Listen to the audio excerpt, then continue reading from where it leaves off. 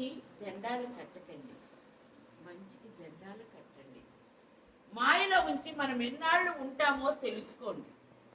చిటికిడంత దొంగతనం కూడా ఎవరికి చేయకండి. చూడు, ఇప్పుడు ఒక టెస్ట్లో ఒక కోతి గచ్చింది. అంకమ్మ నన్ను అడిగింది ఏమని, ఆయన సంగతి ఏంది అని. 3 రోజులు చెప్పాను. ఇన్నాళ్ళు ఎందుకు పెట్టుకున్నారంటే మన మాయ శ్వాస వదులుతుందని మిషన్లో పెట్టింది శ్వాస. ఎందుకు అంటే ఎప్పుడు చచ్చిపోతారని చెప్పాను. ఎందరూ ఈ నెలలో పిల్లలు పుడుతున్నారు అని చెప్తున్నారు. ఇంట్లో తినే కూర అడుగుతున్నాను. బ్యాంకీలో డ్రా చేసే డబ్బులు అడిగాను. ఫ్రిడ్జ్లో పాకర పిండి అడిగాను. ఎవరింటికైతే వారి పాదం పెట్టారో పరిమళంగా పెరిగాం. ఈ గ్రామంలోకి ఈయన ఎప్పుడు వచ్చాడో ఈ చుట్టుపక్కల కూడా కాంతి అది వరకు ఎలా ఉందో తెలుసుకోవచ్చు. ఆయన క్షేత్రంలోకి వచ్చిన తర్వాత మన గ్రామాలు ఎలా ఉన్నాయో ప్రతిజీవి ఆలోచించవచ్చు. చదివిన వాడు పెరుగుదలలోకి వచ్చి పాస్ అయి ఉద్యోగం చేసుకున్నట్టు వారి మీద నమ్మకం ఉండేవాడు ఎప్పుడూ ధనవంతుడు. వారి మీద నమ్మకం ఉండాలి. ఏ డబ్బు పోసి మనం కొనలేము. అసలు శత్రువు మనసు. ఈ మనసుని మనం శుభ్రపరచుకోవాలి. మన తప్పు ఈ రోజు వస్తుంది అంటే 100 సార్లు నామం చేయండి. ఎదుటివాడ తప్పులు ఏదైతే చూపిస్తుంది అంటే చంప పట్టించడం కొట్టుకోవడం. ఎవరినో కొట్టడం కాదు, మన బుద్ధిని.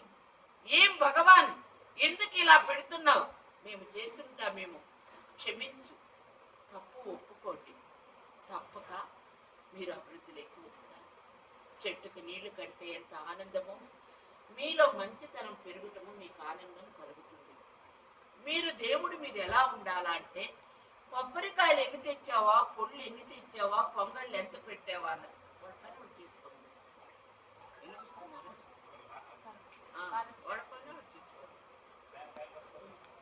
మనకు ఎంతసేపు వారి మనసు నిలిపి. ఈరోజు పొద్దున్నే స్వామి ఉన్నాడు, ఇప్పుడు చూడ అమ్ముంది, గూడెం నుంచి ఎప్పుడు వస్తామా అనుకుంటారు. రేపు మనవడ పుట్టారనుకో, తీరిక లేదయ్యా వాళ్ళ చూడని బాగుతూ అంటారు అన్నమాట. మనము ఏం చేస్తాం, మాయలోకి వెళ్ళిపోతాం. ఈరోజు ఒళ్ళుగా లేదనుకో, ఆ రోజు ఏదో ఒకటి చెప్పేస్తాం. అది మీరు చెప్పటం కదా, పంపించటం. ఎప్పటిలో కూడా ఆ పిల్లని ఎంత ఏమో మనవాడిని ఎంత బిడ్డకు తెచ్చింది, 11 రోజుల బిడ్డను ఎత్తుకొని వచ్చింది. ఎవరు? జయమ్మ కూడలు కుమారరావు. ఆ పిల్లని చూస్తే మీరు ఎవరైనా ఏడు పెట్టుకుంటారా? అరిని కూర్చుంది పెట్టుకుంటారా?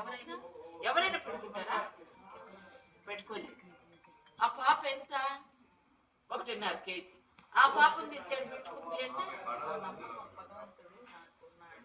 ఉన్నాడు అని. ఆ నమ్మకమే.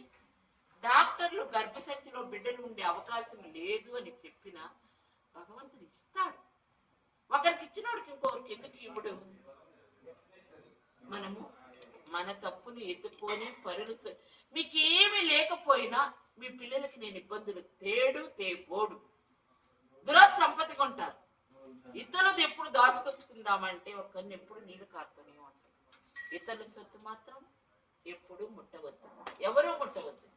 గోవిందా.